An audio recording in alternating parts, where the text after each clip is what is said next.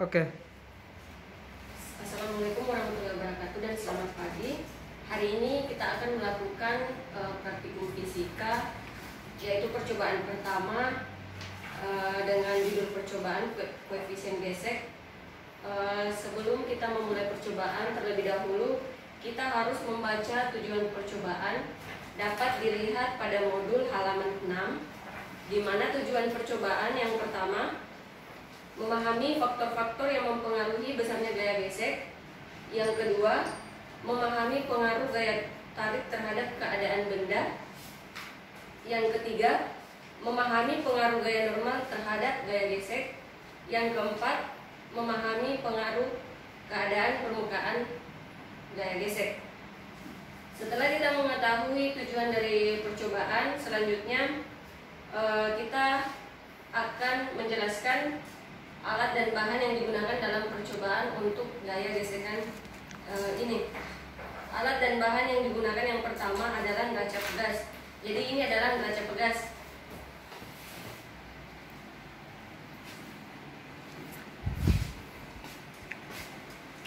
Neraca pegas ini menggunakan satuan Newton. Kemudian dapat dilihat bahwa yang pertama garis pertamanya adalah 0, kemudian 0,5, kemudian 1,0 dan 1,5. Yang berarti bahwa penunjukan angka dari neraca pegas ini kelipatan dari 0,5. Kemudian yang kedua adalah balok. Balok yang kita gunakan dalam percobaan ini memiliki 4 sisi. Yang pertama adalah sisi kasar, kemudian kayu, kemudian halus, dan sisi kayu. Namun dalam percobaan untuk koefisien gesekan kali ini kita hanya menggunakan 3 permukaan. Kemudian ada tali atau benang. Tali atau benang ini digunakan untuk mempermudah kita dalam pengambilan data untuk percobaan koefisien gesekan. Next, selanjutnya setelah kita mengetahui alat dan bahan, kita masuk pada bagian prosedur kerja. Yang pertama, sebelum kita melakukan pengambilan data, terlebih dahulu kita melihat pada halaman 8 pada modul, di mana ada kegiatan pertama. Diperhatikan tabel pengamatan. Di kegiatan pertama kita akan mengamati bagaimana hubungan antara gaya normal dan gaya gesekan. Kemudian di kegiatan kedua kita akan mengamati bagaimana hubungan antara gaya gesek dengan permukaan benda. Selanjutnya, sebelum kita mengamati, terlebih dahulu kita harus memilih 3 balok yang akan kita gunakan untuk pengamatan di kegiatan pertama. Jadi pada tabel kegiatan pertama ada gaya normal dan gaya gesek yang akan kita cari berapa nilainya. Nah, kita tentukan 3 balok yang akan kita gunakan. 3 balok yang akan kita gunakan. Terlebih dahulu balok pertama kita timbang berapa beratnya menggunakan neraca pegas. Jadi perlu diketahui bahwa satuan dari neraca pegas ini adalah Newton. Jadi kalau misalnya adik-adik menggunakan timbangan yang ada di rumah kalian, bisa jadi menggunakan gram atau kilogram, berarti terlebih dahulu adik-adik harus mengkonversi satuan tersebut ke dalam Newton. Oke, kita timbang untuk benda uji pertama. Jadi kita lihat berat yang ditunjukkan pada benda uji pertama kita, yaitu diperlihatkan 1,1 Newton. Oke. Setelah kita menimbang, maka kita mengisi tabel pada kegiatan pertama. Gaya normal kita isi 1,1 Newton. Kemudian kita timbang untuk benda uji kedua. Benda uji kedua kita timbang menggunakan neraca pegas. Nah,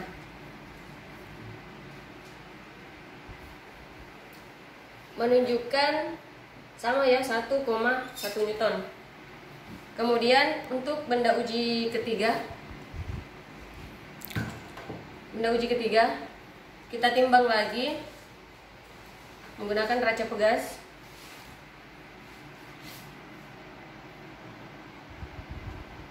Dan hasilnya yang ditunjukkan adalah 1,2 Newton. Nah, setelah kita mengisi pada tabel pengamatan pertama semua gaya normal yang telah kita dapatkan dari balok, selanjutnya kita akan mengamati untuk mendapatkan berapa gaya gesek dari masing-masing balok yang kita sudah timbang tersebut. Nah, di kolom ketiga pada kegiatan pertama ada keadaan benda. Keadaan benda yang pertama adalah tepat akan bergerak. Untuk mengetahui kira-kira berapa gaya gesek dari keadaan benda pertama, yaitu tepat akan bergerak, maka kita gunakan, perlu diingat ya, ini benda uji pertama kita.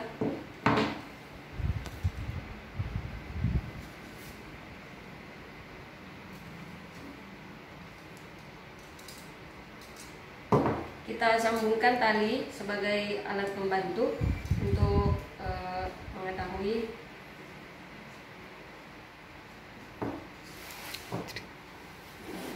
berapa kira-kira gaya gesek yang dihasilkan dari keadaan benda tepat akan bergerak.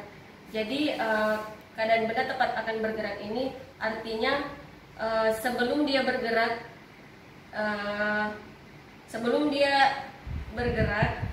di situ kita harus mengamati berapa nilai yang dihasilkan pada pembacaan neraca pegas.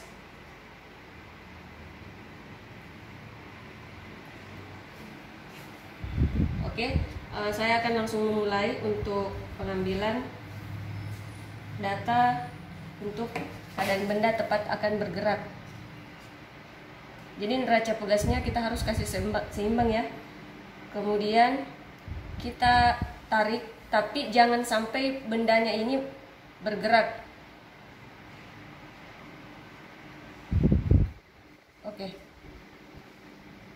Oke, saya ulang. Jadi untuk keadaan benda tepat akan bergerak, usahakan bendanya jangan sampai bergerak karena dia dalam keadaan tidak bergerak. Jadi untuk pembacaan neraca pegasnya juga harus seimbang. Oke, saya akan mulai 1, 2, 3. Oke, jadi itu pembacaan untuk keadaan benda tepat akan bergerak. Kemudian yang kedua, keadaan benda GLB atau gerak lurus beraturan.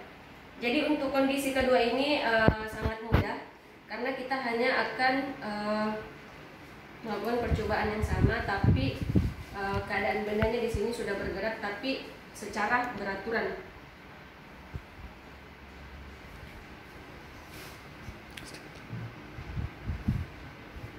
Oke.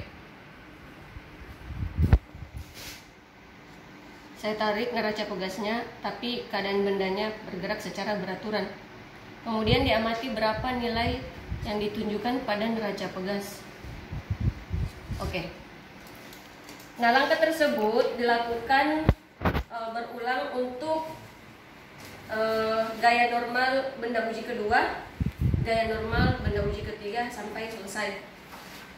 Setelah kita menyelesaikan kegiatan pertama, next kita masuk di kegiatan kedua. Nah, di sini seperti yang saya jelaskan sebelumnya bahwa balok yang kita gunakan ini ada 4 permukaan, namun kita hanya menggunakan 3 permukaan sebagai percobaan pada koefisien gesekan. Jadi untuk pengamatan kedua di kegiatan kedua, terlebih dahulu kita harus menentukan permukaan benda. Permukaan benda pertama bisa kita pilih misalnya halus, kemudian kayu, kemudian kasar. Nah, setelah kita menentukan permukaan benda, misal permukaan benda pertama tadi halus, kemudian kedua kayu, kemudian ketiga kasar. Nah, kemudian kita akan mencari berapa gaya gesek dari setiap permukaan benda dengan 3 keadaan benda. Jadi yang keadaan pertama keadaan diam, kemudian keadaan kedua tempat akan bergerak, dan keadaan ketiga GLB. Jadi cara untuk mendapatkan berapa nilai gaya geseknya sama seperti percobaan pertama. Hanya keadaan bendanya untuk percobaan kedua ini kita melakukan 3 keadaan. Ada keadaan diam, berarti berapa gaya yang dihasilkan benda pada saat dia dalam keadaan diam. Anggaplah kita menggunakan permukaan halus pertama. Nah, jadi permukaan halus ini harus berada bagian bawah.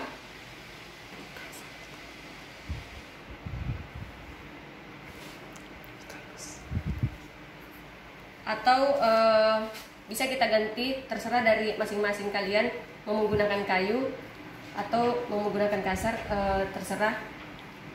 Intinya ketiga permukaan benda ini berbeda, jadi tidak boleh sama. Oke, saya menggunakan permukaan kasar halus pertama. Oke, jadi pertama-tama saya akan mengamati keadaan benda diam. Ini saya belum memberikan gaya sama sekali. Keadaan benda diam. Kemudian ini setelah saya memberikan gaya.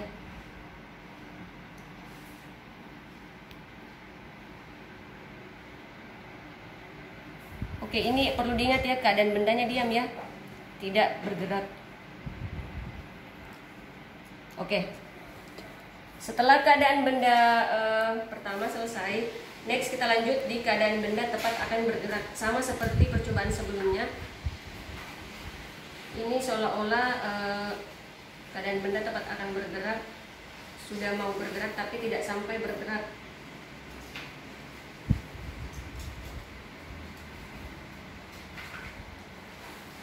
Oke, langkah-langkah yang dilakukan tetap sama ya. Kita hanya mengamati penunjukan nilai pada neraca pegas. Oke, saya tarik neraca pegasnya dengan keadaan benda tepat akan bergerak.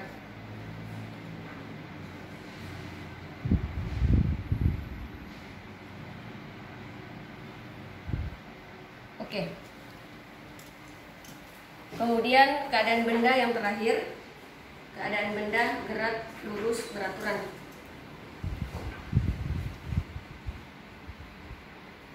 Jadi gerak lurus beraturan kita menarik benda, namun percepatannya sama.